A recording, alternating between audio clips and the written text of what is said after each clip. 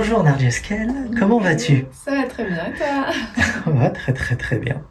Merci de ta présence. Nous allons poser quelques questions parce que tu vas faire une conférence, une présentation suivie d'une danse lors du Festival des Merveilles organisé par Stéphane Levaché.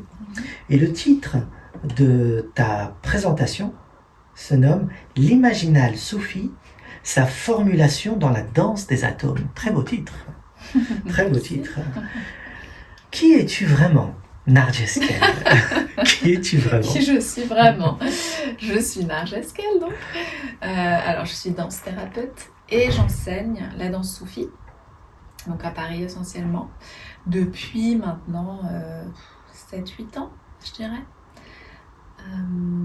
Voilà, donc la danse soufie, c'est tout simplement la danse des derviches tourneurs. Je pense qu'en disant ça, tout le monde voit ce que c'est. Donc on danse, on tournoie sur nous-mêmes avec de grandes jupes. Et donc cette pratique-là, c'est avant tout une pratique, un art spirituel, d'accord ? En tout cas, je l'enseigne comme cela. Et c'est une pratique qui est issue du soufisme, donc le soufisme, la branche mystique de l'islam, donc un courant spirituel qui met en avant l'art de manière générale, la musique, la poésie, la danse, la méditation, voilà, plein de choses en lien avec l'art. Et donc cette pratique-là, issue donc du soufisme, permet d'entrer dans un certain état de transe. On l'appellera comme ça, ici en Occident on l'appelle comme ça, ou d'état de conscience modifié. Dans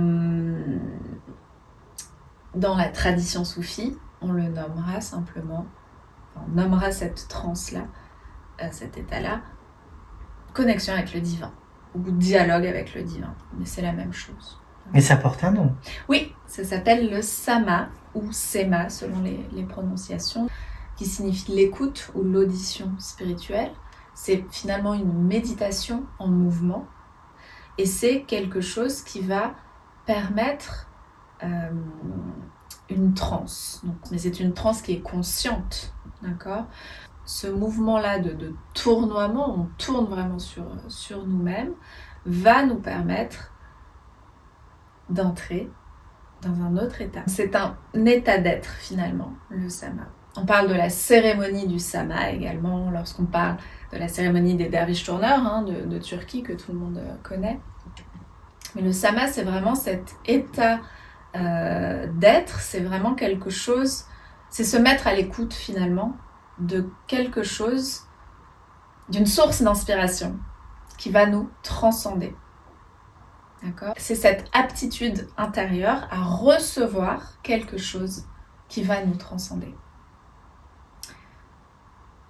Donc voilà, le but, c'est ça. Dans les textes soufis, il est fait mention souvent justement du monde imaginal. Et ce monde imaginal, c'est justement le monde intermédiaire entre le divin et l'homme. Et c'est là que l'on reçoit les inspirations, les visions, les révélations. Et grâce à la danse, on peut entrer dans un état de conscience modifié qui nous permet d'être dans le monde imaginal. Oui, tout à fait, exactement, si on en a le désir profond, bien évidemment. Et Rumi a reçu ça ? Oui, Rumi, donc, qui a initié cette pratique-là. Alors, évidemment, tournoyer sur soi-même, ça existait bien avant Rumi. Mais disons que c'est celui qui a permis de faire connaître cette pratique-là, puisqu'à sa mort, ses fidèles, son fils notamment, ont repris et ont codifié cette danse-là et créé la confrérie des Mevlevi, etc., qu'on connaît.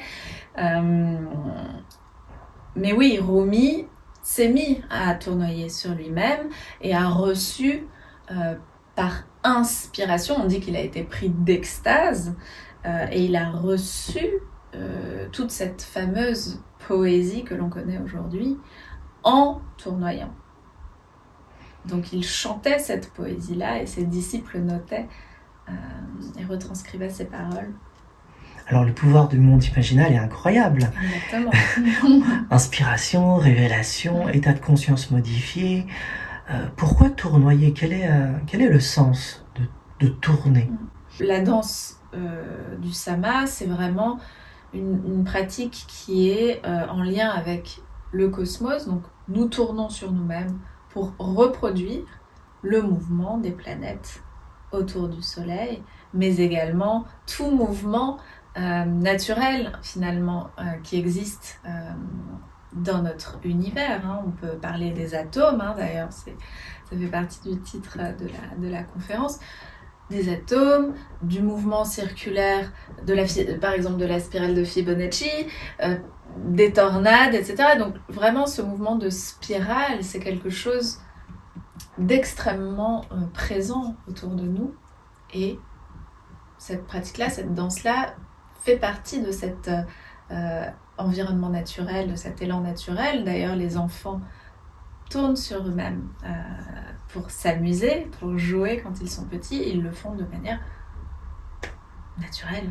Donc, il n'y a rien de plus naturel finalement. Alors ce que tu es en train d'enseigner et de dire, c'est que grâce à une danse naturelle, un élan énergétique à l'intérieur de soi, on trouve une harmonie avec le cosmos, on est en osmose avec l'univers, et grâce à ce mouvement synchronique, des inspirations arrivent. C'est donc une invitation à pénétrer dans le monde imaginal grâce à ça. Complètement. Quels sont les effets sur les gens lorsqu'ils entrent dans un état du sama?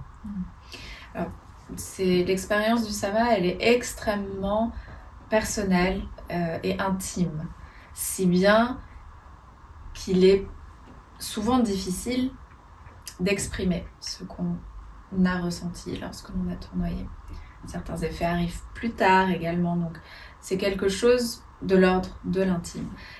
Mais effectivement, dans mes stages, mes ateliers, il n'est pas rare de constater des débordements émotionnels suite à cette pratique. En général, la plupart du temps, c'est énormément de joie qui est ressentie, qui se voit, qui se sent, mais ça peut être un total effondrement. Il se passe beaucoup de choses avec cette pratique, de l'ordre en tout cas d'abord de l'émotionnel, et puis ensuite il se passe d'autres choses. C'est une transformation. Oui, sur le long terme, effectivement. Ça transforme l'être humain. Complètement.